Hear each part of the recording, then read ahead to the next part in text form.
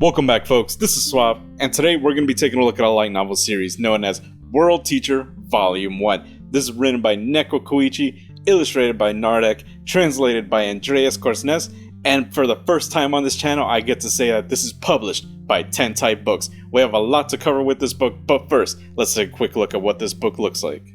Alrighty, folks, here we have World Teacher Volume 1. We have two of our main characters here on the front cover. I believe this is Sirius, and I think this is Amelia. It looks like they're both in their adult forms here, but we'll get to that later on in the review. Here we're going to take a look at the spine real quick. Now, what I found interesting is that the actual name of the book is called World Teacher Special Agents in Another World, but they decided not to put those extra words here on the front cover, probably just because they wanted to conserve this beautiful picture on the front cover. But, you know, it is what it is, but you'll get that full title here on the spine, and you get here the number 1, the author, the Tentai Books logo. We have, I believe this is Amelia again here on the corner, and on the back, of course, you have your synopsis, the Tentai Books logo, and Amelia again. Now, if you're familiar with Tentai Books and you have their other light novel side character, there is another unique thing about this light novel, and that there is a slipcase. I'm going to slip this right off if it gets out. There we go. And here we have our slipcase, and now we have a glossy cover featuring the same things, the spines, the synopsis, everything is equivalent, just now everything's a more glossy cover rather than the matte slipcase that you get here. We're going to take a quick look inside the book real quick, just to look at some of the inserts and the table of contents. So you have some really beautiful illustrations here on the inserts featuring all the main characters that you're going to be reading about. And you have a short table of contents here, so you can see that this book is just about 300 pages long. And of course, when you get a physical copy of World Teacher, you do get a nice complimentary bookmark. I really appreciate this. So you have a nice beautiful picture of young Amelia, the Tentai Books logo. This bookmark is about the same height as the book itself, and it also has a nice glossy feature on the front so that the picture comes out really nice, and the back side is just blank, it's matte, so it doesn't slip off your fingers that much. Now, when it comes to this book in particular, I did have a little bit of an issue when it comes to the damage and the shipping, so it did kind of get a little dinged up here in the corner, but it's more apparent here in the spine, where you can kind of see the light shining through. It's bouncing off here. You can kind of see where the crease lines are. It's sort of bent inward into the spine. So unfortunately, that did happen, and that's because when I ordered this book, I ordered it directly through the Tentai Books website, and that's nothing wrong with that. I don't mind supporting the publishers directly like that, but when I ordered it directly with the side character volume 2, and this you can tell that it has a plastic wrap on it, whereas this book did not have a plastic wrap on it, and I think I know why. So that's just me going speculating here for a bit. So if you go all the way to the back of the book, for this very first printing, you're going to see that there is an over label. There's a piece of paper that's either taped or glued on top of an existing text on this particular page. And I think what happened was when Tentai Books had this over in the printer, they had it done, that was plastic wrapped. Then I think the publisher in Japan might have said that there was an error, maybe with one of these years that was here, and there was really a tough decision that they probably had to make, and I think that's why this book was delayed too. They had to either destroy all these books and reprint it with the new text, or they had to bring all these books back to Spain, unwrap all the plastic wrap on it so they can put this over label on here and then ship it directly to the customers. So that's a pain in the ass. I could really see why they did that, because obviously it's probably more expensive to destroy all these books and redo it all. It's a lot cheaper, but more labor intensive, a lot more time taking. But I can understand why they had to do this. They had to do that in order to keep their good relations with the publisher over there in Japan. And so it is what it is. So just keep that in mind if you do order this from Tentai Books. If you do end up getting the first print, then this is what it's going to look like. Alright, let's head on back to the review. So what is World Teacher all about? It's your basic run-of-the-mill isekai. You have your one guy, he was a very old government agent. He had proteges under him, and he has a very fixation on being a teacher. That's kind of his retirement age, where he just wants to pass on his knowledge to other people. And lo and behold, he dies on one of his last missions or whatever it was, and he gets reborn into this fantasy world as a child, and now he's growing up, retaining his memories, and now he wants to use the knowledge that he has of his previous life in order to better enhance his current life. So our main character throughout this whole story, his name is Sirius. That's his name as a baby, and throughout the whole, maybe I would say first third of the book, it's just him as a baby observing everything. So it's a very slow-paced book. You have to really take your time with it. By the time you get to the second half of the book, he's probably 10 years old, and this story is all about his development, and also he has a little fixation on being a teacher. And as Sirius is growing up, he starts learning more about the world, and there's magic in this world, and you get to learn that everybody has a special affinity towards one element, run-of-the-mill sort of fantasy stuff. And so he learns that he's colorless, and what it means is that he's not really affiliated with any of those elements. It's actually very hard for him to do any of those elemental magics, so he has to use colorless magic, which is supposedly the weakest type of magic, and that's sort of his struggle throughout life. So the very early parts of the book, it's about Sirius developing as a small child. When you get halfway through the book, that's when you get a little time skip and he turns 10 years old, I believe, and that's really where the story starts. Throughout this whole book, Sirius is sort of isolated in this little house in the middle of nowhere. He has his servants who are all like the side characters throughout this whole story, and it's really fixated around that small little vicinity area and those characters and their little interactions every day.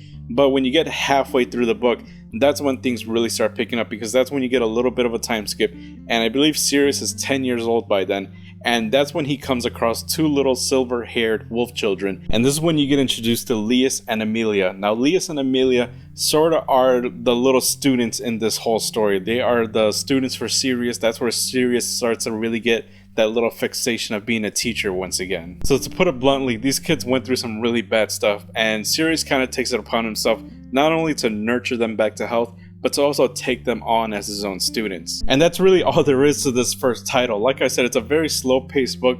You might get a little side events here and there with some other little side characters that you get. You get some seeds that are being sowed for the future. But know that this is a very slow-paced book, and by the time you get to the end of the book, this guy is still 10 years old, and when you read about what's going to happen in the future, you think, okay, volume 2, he's probably still going to be 10 years old, maybe 11 if we're lucky. And when I was looking at the titles of this book over in Japan, I believe there's like 14 volumes, and if you look at the front cover here with Amelia, she looks more like an adult here in the front cover, and you get a little bit of a teaser that's kind of like an endgame teaser that you get here in the book in this first volume. But regardless, when you go to look at the titles in Japan, I believe I was looking at like maybe volume 10. I think they're on like volume 14 right now. Volume 9 or 10.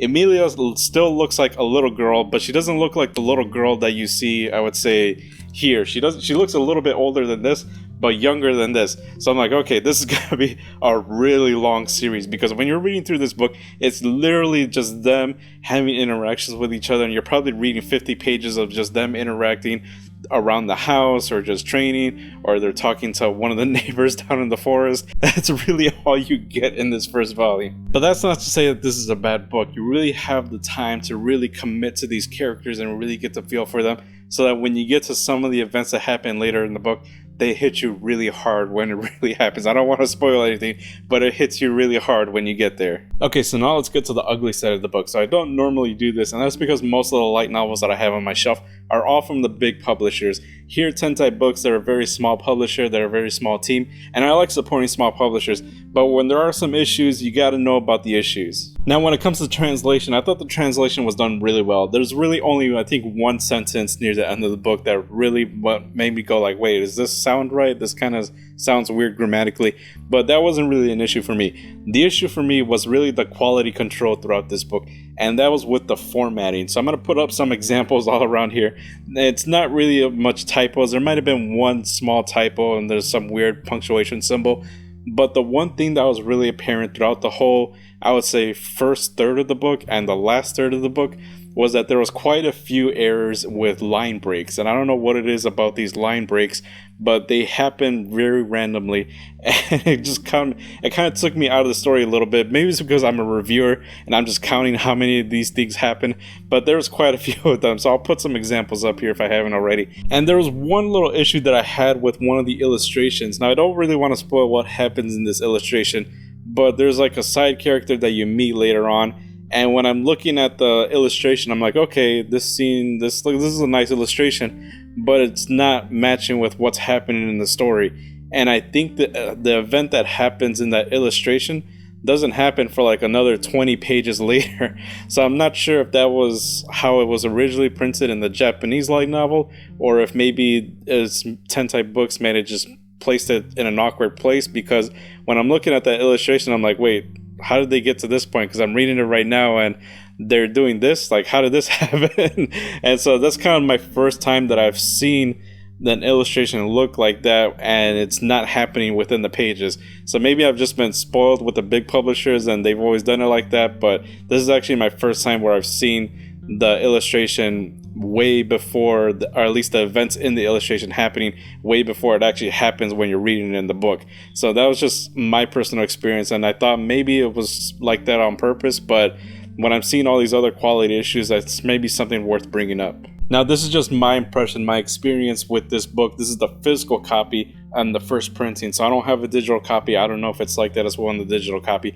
But, you know, Tentai Books, if you need someone to help proofread, give me a call. I'll give me some advanced copies. I'll let you know. I'll proofread it for you, and I'll do some reviews for you. So hit me up. Don't be shy.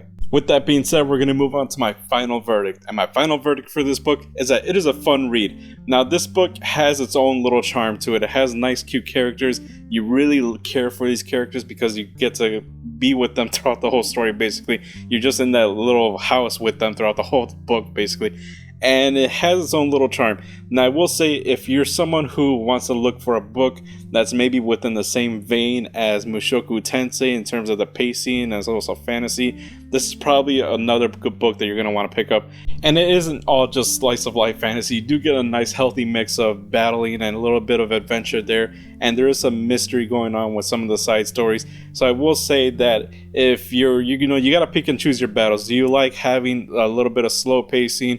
Do you mind if there's some quality issues going on? Maybe you want to go digital to see if maybe they fix some of those quality issues in the book. So, you know, if you got to get that little healthy mix, and if it's something that you're willing to go into, I think you're really going to enjoy this book. So if you want to experience this book for yourself, I will be putting a link down in the description below, so you can go to the Tentai Books website, buy physical, buy digital, whatever it is you want. You can get it straight from them. So that's all I had for y'all today. Post your comments down below. Let me know what you think about World Teacher, and let me know if you're going to get a copy yourself. And if you enjoyed this video, be sure to hit that like and subscribe. It helps me out tremendously, and I will be doing more light novel reviews like this in the near future.